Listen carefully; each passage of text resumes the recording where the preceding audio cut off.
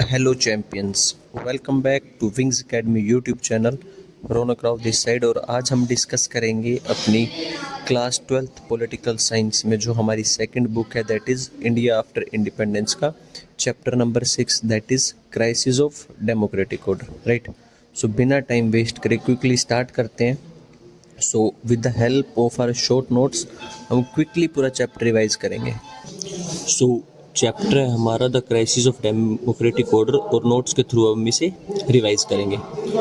The crisis of democratic order, crisis means danger, right, something is in danger. अब वो danger में क्या है, that is our democratic order, that is our democracy. So now will see that how and why our democracy was in danger. एक बार colour choose कर लेते अपना best pen, okay, green, right. Crisis means danger, I told you. Democratic order means democracy. So our democracy was in danger. अगर हम बात करते हैं टाइमलाइन की, that is from 1947 to year 1971। 1947 से अगर हम 1971 की बात करें, so Congress government was dominating. Congress government dominate कर रही थी फर्स्ट जनरल इलेक्शन से, राइट। और 1971 में हमारा बांग्लादेश के साथ वॉर होते हैं, कॉन्फ्लिक्ट होता है। लेकिन उस टाइम पे अगर हम सिचुएशन देखें, that is somewhere between 1967 to 1975। Indira Gandhi was a great and popular leader. Indira Gandhi बहुत ज़्यादा पॉपुलर और ग्रेट लीडर थी। Congress as dominating party, Congress थी वो जो कंट्री पॉलिटिक्स को डोमिनेट कर रही थी। But at the same time there was tension between government and the judiciary. Government and judiciary के बीच कॉन्फ्लिक्ट चल रहा था। बेटा sorry for the background noise, थोड़ी आ रही होगी, रीज़न बीइंग क्लासेस चल रही हैं, right. Okay, now and listen, just focus on understanding the things, क्योंकि पूरे नोट्स फ्री ऑफ कॉस्ट आपको हमारे टेलीग्राम चैनल पे मिल जाएंगे and link is given in the description box, so don't worry, right. आगे बढ़ते हैं। So this was the condition, Indira Gandhi powerful and popular leader, Congress as dominating party and tension between government and judiciary. अब focus करते हैं government और judiciary के बीच क्या conflict चल रहा था, राइट। अगर हम कॉन्फ्लिक्ट की बात करें, that is tension between government and judiciary. So government बोल रहा था, that is Congress government only, वही रूलिंग गवर्नमेंट थी, that court against democracy and parliamentary supremacy. Congress बोल रही थी दैट जो कोर्ट है, सुप्रीम कोर्ट है, हमारी जुडिशरी है, वो डेमोक्रेसी और पार्लियामेंट की सुप्रीमेसी के अगेंस्ट है। क्यों? बिकॉज वो हमें कॉन्स्टिट्यूशन चेंज करने नहीं दे रहा। क्यों नहीं करने दे रहा वो हम आगे डिस्कस करेंगे। Second point, court is conservative. Court conservative है, वो अपने आप को एज एन इंस्टीट्यूशन चेंज नहीं करना चाहता, मॉडर्न नहीं करना चाहता। And obstacle in implementing pro poor policies, हमें जो प्रो पुअर पॉलिसीज़, गरीबों के लिए पॉलिसीज़ इम्प्लीमेंट करनी है, उसमें एक ऑब्स्टेकल का काम कर रही है judiciary, supreme court, right. So ये गवर्नमेंट की आर्ग्यूमेंट थी। ऑन द अदर हैंड जो सुप्रीम कोर्ट यानी जुडिशरी की आर्ग्यूमेंट थी, वो ये बोल रहे थे that government is trying to violate the Indian constitution. वो क्या करने की कोशिश कर रहे हैं, हमारे इंडियन कॉन्स्टिट्यूशन को वोलेट करने की कोशिश कर रही है गवर्नमेंट ही। सो इसीलिए हम उनको परमिशन नहीं देंगे। सो दोनों के बीच में थोड़ा टसल चल रहा था, that is government and judiciary. Parties started believing that politics in India became polarised. जो पार्टीज थी उन्होंने ये मानना स्टार्ट कर दिया था कि कंपटीशन है जो पॉलिटिक्स का, वो पोलराइज्ड हो गया है, कि मतलब या तो कांग्रेस की साइड है लोग या फिर दूसरी साइड है अपोजिट, मतलब there is no middle way, there is complete division, right. So ये कुछ सिचुएशन इंडिया में बनी हुई थी in this year. Now we will focus on crisis of democratic order means, जो एक बार मैंने आपको स्टार्टिंग में बताया that what is exact meaning of crisis of democratic order, right. So let's move. Crisis of democratic order means democracy in danger due to implementation of emergency. हमारी country की जो डेमोक्रेटिक स्ट्रक्चर है, democracy है, वो danger में थी because emergency was implemented. अभी emergency क्या है, हमारे इंडियन कॉन्स्टिट्यूशन के ही पार्ट 18 और आर्टिकल नंबर 352 से 60 के बीच में there is a provision of emergency. It means constitution provide special powers to the central government, कि सेंट्रल गवर्नमेंट एमरजेंसी लगा सकती है। एमरजेंसी मीन्स आपातकालीन।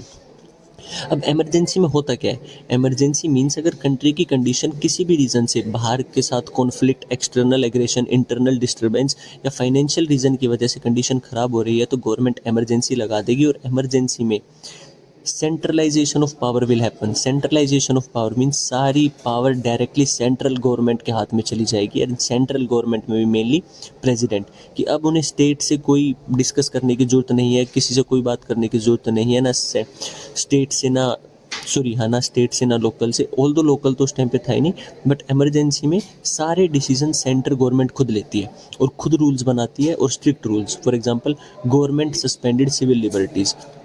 गवर्नमेंट सिविल लिबर्टीज़ माने फ्रीडम, सिविलियंस की जो फ्रीडम होते हैं उसे भी सस्पेंड कर देते कि ना आप यहाँ पे जा सकते, आ सकते, ना ऐसा कर सकते। मतलब कंप्लीट आपको डिक्टेटर वाला जो सिचुएशन होता है ना, वैसा बन जाता है थोड़ा थोड़ा इमरजेंसी में। Then power in hands of central government to run country, mainly president. सारी पावर सेंट्रल गवर्नमेंट के हाथ में।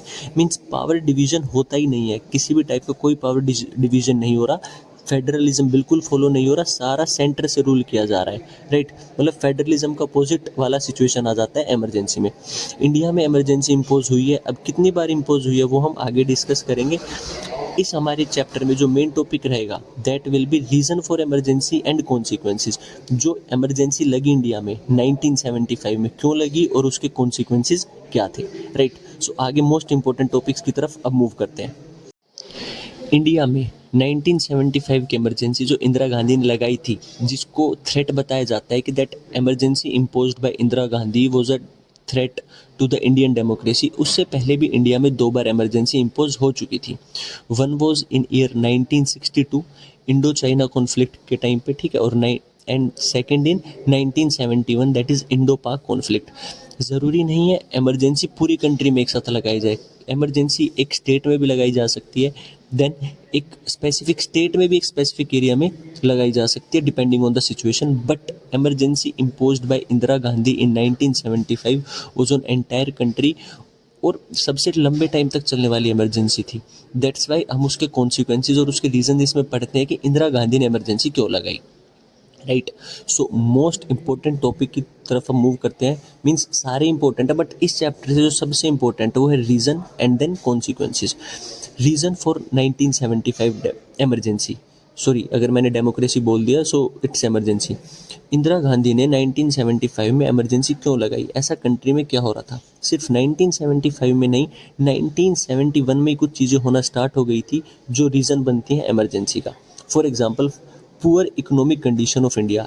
कांग्रेस रूल कर रही थी और इंडिया की इकोनॉमिक कंडीशन बहुत ख़राब हो गई थी। सो किसको ब्लेम करेंगे लोग? ऑब्वियसली प्राइम मिनिस्टर को ब्लेम करेंगे, राइट।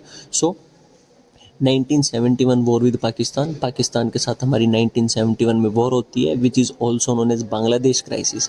इस वॉर के बाद हमारा काफ़ी इकोनॉमिक लॉस हो चुका था, काफ़ी पैसे तो लग चुके थे मिलिट्री में। Then US government stopped giving aid to India. US government ने भी हमें एड देनी बंद कर दी क्योंकि हमने पाकिस्तान के साथ लड़ाई की और बांग्लादेश को बनाने में उनकी हेल्प की। सो यूएस ने भी हमें एड देनी बंद कर दी।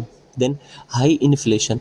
इन्फ्लेशन मीन्स बेसिक कमोडिटी का प्राइस बहुत ज़्यादा इंक्रीज हो जाना। So there was high inflation means rise in price of basic goods. Basic goods, ये जो हमारी चीनी, चाय पत्ती, खाना, ब्रेड, ये सब होता है, इनका प्राइस बहुत ज़्यादा बढ़ गया। Then low industrial growth, country की इंडस्ट्रियल ग्रोथ बहुत ज़्यादा लो हो गई थी। हाई अनएम्प्लॉयमेंट, बेरोजगारी बहुत ज़्यादा। उसी टाइम पे मॉनसून फेल्ड, 1972-73 वाला मॉनसून ख़राब हो गया, मीन्स एग्रीकल्चरल प्रोडक्शन अच्छा हो ही नहीं पाया। Government stopped salaries of government employees.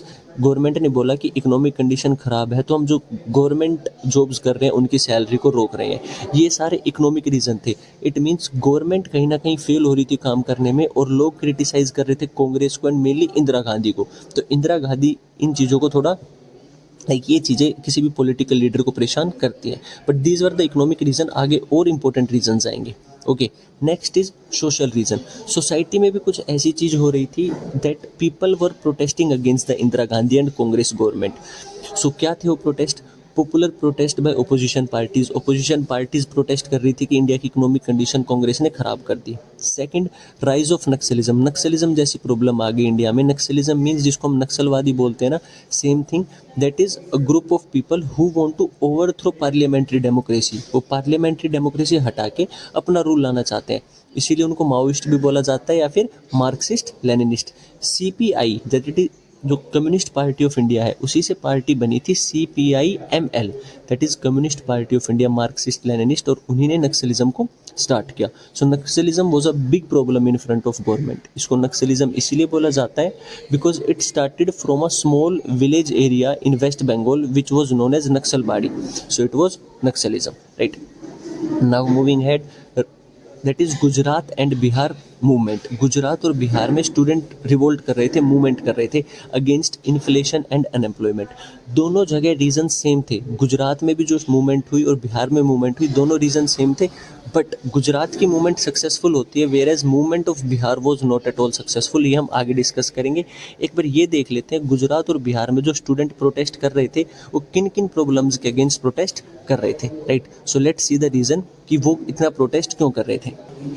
So social reasons के अंडर जो हमारा मेन पॉइंट आता है that is Gujarat and Bihar movement against inflation. So जो बिहार और गुजरात के स्टूडेंट थे they were protesting against inflation and unemployment. दोनों स्टेट में इन्फ्लेशन, चीज़ों का प्राइस बहुत ज़्यादा, और अनएम्प्लॉयमेंट, बेरोजगारी बहुत ज़्यादा हो गई थी, and they were against corruption. अगर हम गुजरात की बात करें, सो गुजरात में there was demand for fresh elections, कि स्टेट इलेक्शन दोबारा कराए जाए, एंड इस चीज़ को कंट्रोल करने के लिए ऑल दो कांग्रेस ने प्रेसिडेंट रूल इम्पोज कर दिया था, but students plus opposition parties pressurise the government and assembly elections were again conducted in Gujarat in 1975। और इन इलेक्शंस में Congress government was defeated. Congress government की बहुत बुरी डिफीट होती है in the 1975 elections, right. So वहाँ पे तो गवर्नमेंट चेंज हो गई थी ना। Same condition was there in Bihar. In Bihar also students were protesting, almost reason same ही है, बट वहाँ पे गवर्नमेंट ओवरथ्रो नहीं हो पाती, मीन्स री इलेक्शन नहीं हो पाते। Overthrow is a wrong word, right. So वहाँ पे दोबारा इलेक्शंस नहीं हो पाते, गवर्नमेंट प्रेशराइज कर लेती है। वो देखते हैं why students of Bihar were protesting against the government, right. There were four main reasons: rising food prices, inflation, food scarcity, खाने की कमी, corruption in the government and unemployment। ये चार रीज़न थे जिस वजह से student of Bihar were revolting against और protesting against the government and demanding reelection. But Bihar में ये सक्सेसफुल नहीं हो पाता। So now students of Bihar decide to take this movement ahead. इसको थोड़ा और पॉपुलर हो, इसको ज़्यादा प्रेशराइज करने के लिए गवर्नमेंट के लिए they try a new idea. और अब वो न्यू आइडिया क्या था? Okay, there is a term that is Naxalism. Naxalism जिसने स्टार्ट किया था, हिज नेम वाज जिस चारू मजूमदार, जो CPIML communist party of India Marxist Leninist के हेड थे। Okay, again back to the Bihar. Student of Bihar invited JP Narayan, एक गांधीयन फेमस पॉलिटिकल लीडर थे बिहार में, JP Narayan. So students of Bihar invited him कि आप हमारी मूवमेंट को ज्वाइन करो, आप ज्वाइन करोगे तो हमें एक लीडर मिल जाएगा and our movement will become more popular. But JP Narayan said that I'll join this on two conditions. Which were the two major conditions? First is non-violent. मैंने आपको बताया he was a Gandhian follower, so he said that movement will be non-violent. पूरी movement क्या रहेगी? Non-violent रहेगी. Second, expansion. हम movement को expand करेंगे, सिर्फ बिहार तक नहीं रखेंगे, हम इसको आसपास की स्टेट्स तक भी एक्सपेंड करेंगे। So students agreed. So at that time JP Narayan demanded total revolution. उन्होंने किस चीज़ की डिमांड की? That is total revolution, means complete change. हम पूरा टोटल रेवोल्यूशन कर देंगे, we will completely change social, economic and political condition, right. So JP Narayan became the leader of the movement. JP Narayan demanded dismissal of Congress, की Congress government resign करे। Bandh, strike and protest in Bihar started. उन्होंने बंद लगाई, strike करी, protest करे, but government refuse to resign. Government ने resign करने से refuse कर दिया। Then JP Narayan march to the parliament. उसने अपनी रैली लेके, प्रोटेस्ट लेके दिल्ली गया और दिल्ली में उसने पार्लियामेंट के टूवर्ड्स मार्च करा इन दिल्ली। इवन धरना भी दिया काफ़ी जगह पे, जैसे कि रामलीला मैदान और इन सब जगह पे, जंतर मंतर एंड ऑल।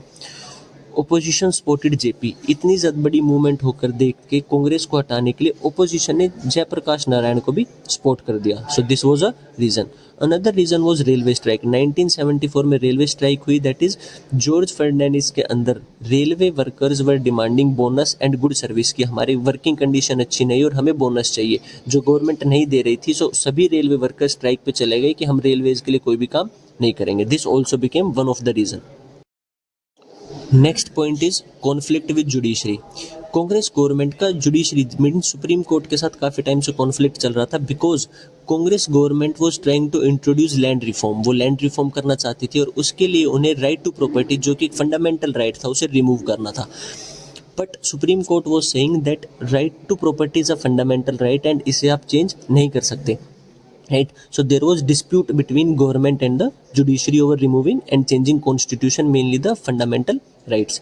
उसी टाइम पे एक बहुत इंपॉर्टेंट केस होता है, that is Keshavananda Bharati case 1973, जिसमें supreme court 13 bench that is 13 जजेस एक साथ बैठ के हियरिंग करते हैं और डिक्लेयर करते हैं that government can not change the basic structure of constitution, कि जो गवर्नमेंट है चाहे वो कोई भी हो, चाहे कांग्रेस हो, कोई भी रूलिंग गवर्नमेंट हो, ठीक है पार्लियामेंट कॉन्स्टिट्यूशन को अमेंड कर सकता है बट उसके बेसिक स्ट्रक्चर को चेंज नहीं कर सकता, like fundamental rights and all these things या इनके कोर प्रिंसिपल्स को, राइट। बट यहीं पे कहीं ना कहीं कांग्रेस को लूज एंड भी मिल गया था। फाइनली उसने at the end right to property को फंडामेंटल राइट से हटा के एक लीगल राइट बना दिया इमरजेंसी इम्पोजिशन वाले टाइम पे, ठीक है। So Kesavananda Bharati case 1973 Supreme court ने बोला आप you can not change the basic structure of the constitution. Next point is conflict between judiciary and executive. Judiciary और एग्जीक्यूटिव मीन जो मेन यही पॉलिटिकल लीडर्स जो एग्जीक्यूटिव का भी काम करते थे, इनके बीच भी कॉन्फ्लिक्ट चल रहा था। Now what was the there was practice in supreme court कि सुप्रीम कोर्ट में अप्रोक्स 30 या 32 33 जजेस होते हैं। सो आउट ऑफ दोज जो सीनियर मोस्ट जज होता है उन्हें ही चीफ जस्टिस ऑफ इंडिया बनाया जाता है। But at that time Indira Gandhi की कांग्रेस गवर्नमेंट थी एंड उन्होंने अपनी पावर का यूज़ करके जो 3 मोस्ट सीनियर जजेस थे उनको नेग्लेक्ट कर दिया और जो 4th नंबर पे एएन रे थे जज, उनको इंदिरा गांधी ने अपने सपोर्ट के साथ और मेनली थ्रू द प्रेसिडेंट उन्होंने उनको अपॉइंट करा दिया चीफ जस्टिस ऑफ इंडिया।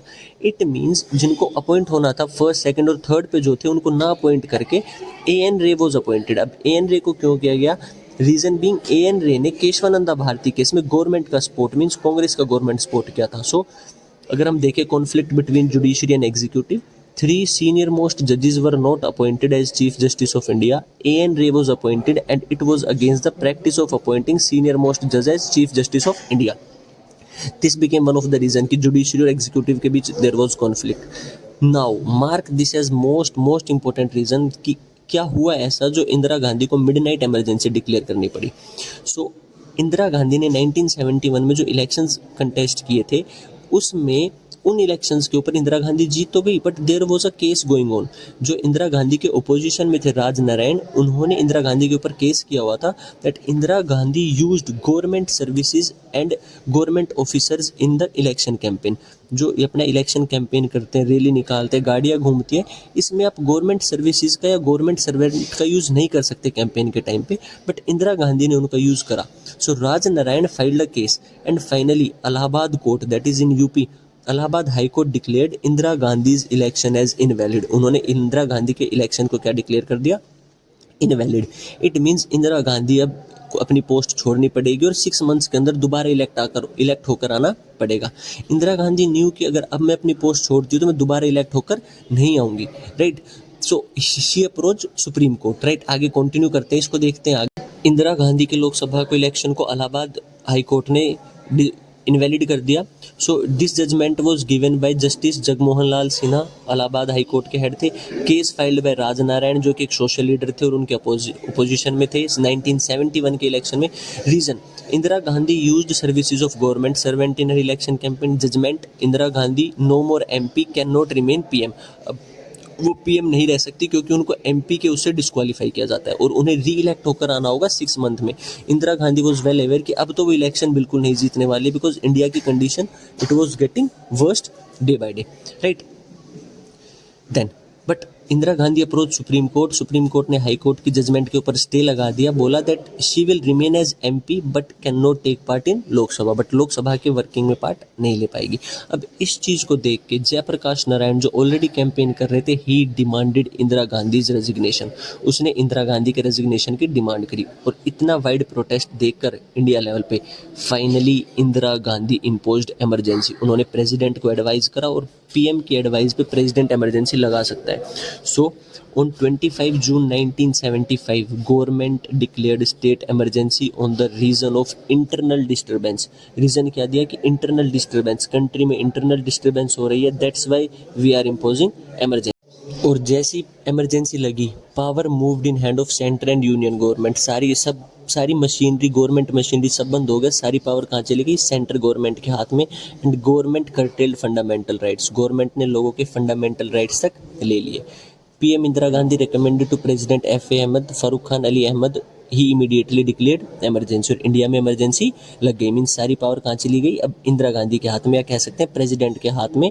और सेंट्रल गवर्नमेंट अब पूरी कंट्री को अपने अकॉर्डिंग रन करेगी, right. So these were the most important reason. एक बार ऊपर से क्विकली रिकैप कर लेना। इकोनॉमिक रीजन, इकोनॉमिक कंडीशन खराब। Then social reason, revolt and all these things. Then main reason बना इंदिरा गांधी का इलेक्शन इनवैलिड डिक्लेयर करना by Allahabad high court and people protesting against Indira Gandhi, right. Now moving on to the consequences of emergency. Emergency का consequence क्या हुआ? ऐसा क्या हुआ emergency लगाने के बाद जिस वजह से इंदिरा गांधी नेक्स्ट इलेक्शन तक हार गई? ओके, रीजंस हमने डिस्कस कर लिए। Now we will discuss the consequences. Consequences directly points में है, दैट इज इमरजेंसी लगते के साथ ही opposition party workers and leaders were arrested and put in jail. Government ने पुलिस को ऑर्डर दिया, एडमिनिस्ट्रेशन को ऑर्डर दिया, गवर्नमेंट ने सेंट्रल गवर्नमेंट के जितने भी ओपोजिशन वर्कर्स हैं जो हमारे अगेंस्ट प्रोटेस्ट कर रहे हैं उनको जेल में डालो। So opposition leaders and workers were put in jail. Strikes were banned. India में स्ट्राइक्स को ही बैन कर दिया गया कि you can not conduct strikes, जो भी गवर्नमेंट के अगेंस्ट कर रहे थे। Press censorship imposed. Press censorship means आप गवर्नमेंट की परमिशन के बिना कुछ भी प्रिंट नहीं कर सकते न्यूज़पेपर में। इवन आप पढ़ोगे बुक में कि प्रेस जो थी उनकी तो लाइट्स भी कट कर दी गई थी मिडनाइट को, right. Government band groups like RSS and Jamaat Islami. RSS जैसे जो राष्ट्रीय स्वयंसेवक संघ है और जमात इस्लामी जैसे ग्रुप्स बैन कर दिए जो प्रोटेस्ट कर रहे थे। फंडामेंटल राइट्स सस्पेंडेड, लोगों के फंडामेंटल राइट्स सस्पेंड कर दिए सेंट्रल गवर्नमेंट ने। No permission to move to court, वो कोर्ट मूव नहीं कर सकते थे। देन मतलब कोर्ट में कंप्लेन करने नहीं जा सकते थे against the government. Excessive use of preventive detention, बहुत एक्सेस यूज हुआ किसका? प्रिवेंटिव डिटेंशन का। Means just on the basis of suspicion, शक के बेसिस पे कि आप कुछ गलत कर सकते हो या आप कोई क्राइम करोगे, गवर्नमेंट ने उठा के काफ़ी लोगों को जेल में डाल दिया। And numerous changes in the constitution, और उसी टाइम पे इमरजेंसी का यूज करके कांग्रेस गवर्नमेंट ने, सेंट्रल गवर्नमेंट ने कॉन्स्टिट्यूशन में बहुत सारे चेंजेस कर दिए। Changes like no one can question election of PM, president and vice presidents in the court. जैसे इंदिरा गांधी के इलेक्शन को क्वेश्चन किया गया और उसे इनवैलिड डिक्लेयर कर दिया गया कि अब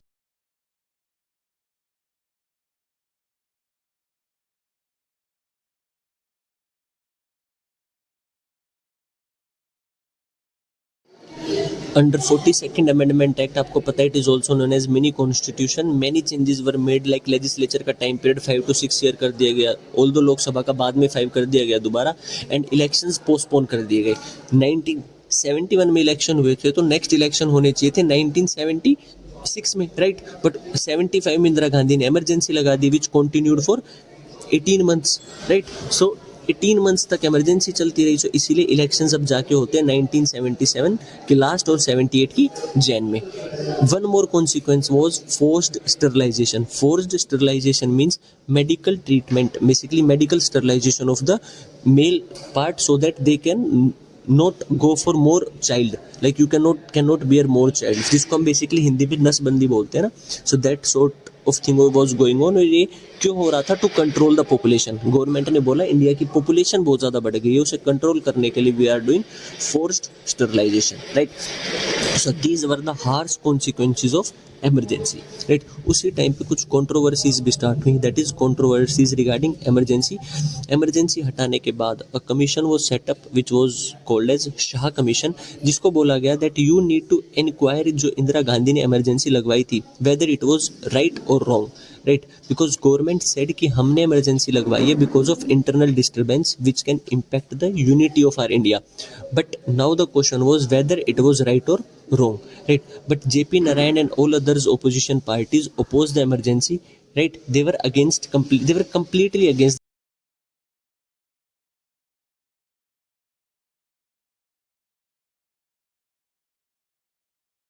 गवर्नमेंट स्टेटेड दैट हमने इमरजेंसी के टाइम पे कुछ मेजर चेंजेस करे हैं कंट्री में, like we try to bring law and order, we restore efficiency of government, implement pro poor policies and 20 point programme. ये गवर्नमेंट के आर्गूमेंट थे, राइट। एक बार पढ़ लेना।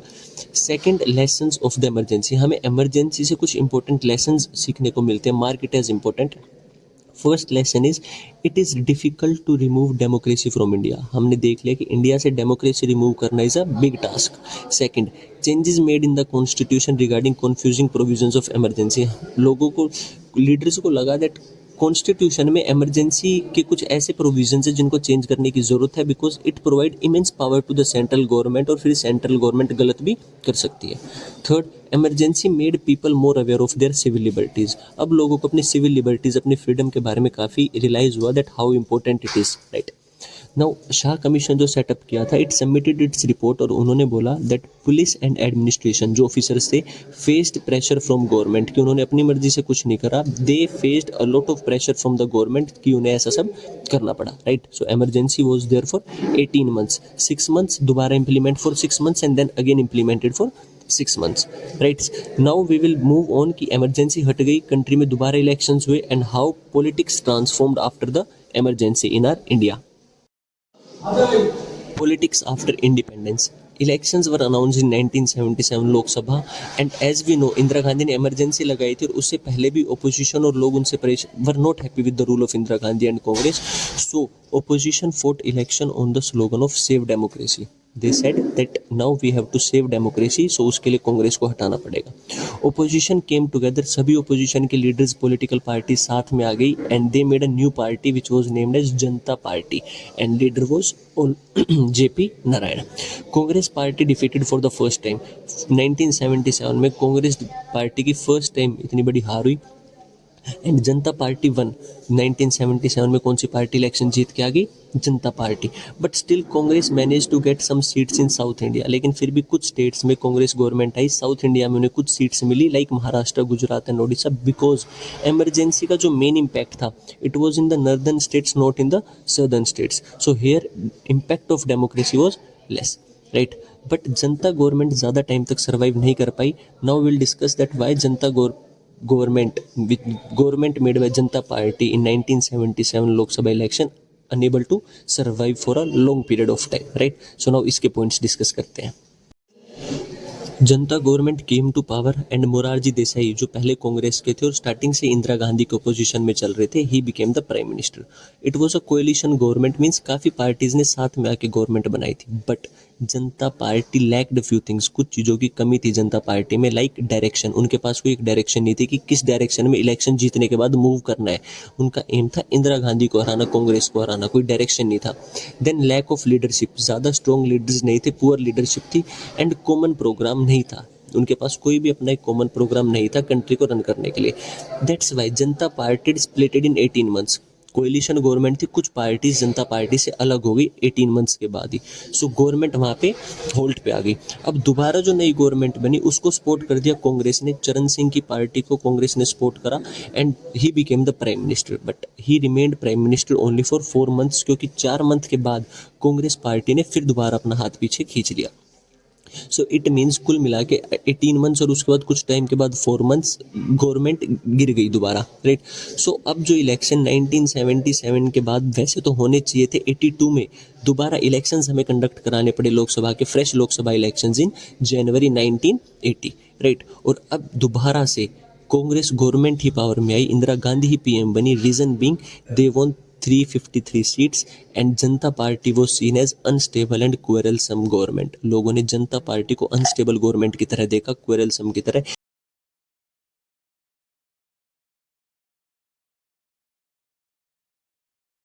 But now when Congress party again came to the power, यहाँ पे हमें कांग्रेस पार्टी के आइडियोलॉजी में कुछ चेंजेस देखने को मिलते हैं। Like Congress declared itself as socialist party and said as a pro poor party, की अब हमारी पार्टी सिर्फ pro poor means poor community के लिए हम काम करेंगे, नॉट फॉर द, मतलब we will work for the entire country but our main focus will be to uplift the poor section of the society. So this was a changed nature of the Congress, right. In 1977 there was issue of reservation to OBC because Congress party election हार जाती है, जनता party आती है, and Janata party में काफ़ी वो leaders आते हैं पावर्स में, स्टेट में और सेंटर में, who belong to backward classes, and they demanded reservation for the OBC caste कि हमें ओबीसी के लिए रिजर्वेशन चाहिए। सो जनता पार्टी 1977 में कमीशन सेटअप करती है, दैट इज मंडल कमीशन, और उसे टास्क दिया जाता है to check that whether which communities are there which need reservation under OBC, कि कौन सी ऐसी एजुकेशनली और सोशली बैकवर्ड क्लास है जिनको रिजर्वेशन की जरूरत है। ऑल दो मंडल कमीशन अपनी रिपोर्ट सबमिट करता है, but it was not successful because उसके इम्प्लीमेंट होने से पहले या रिजर्वेशन देने से पहले जनता गवर्नमेंट डिसॉल्व हो जाती है, राइट। So that's all. ये टॉपिक हम नेक्स्ट में भी करेंगे, सो इसको इतना ही डिस्कस करेंगे।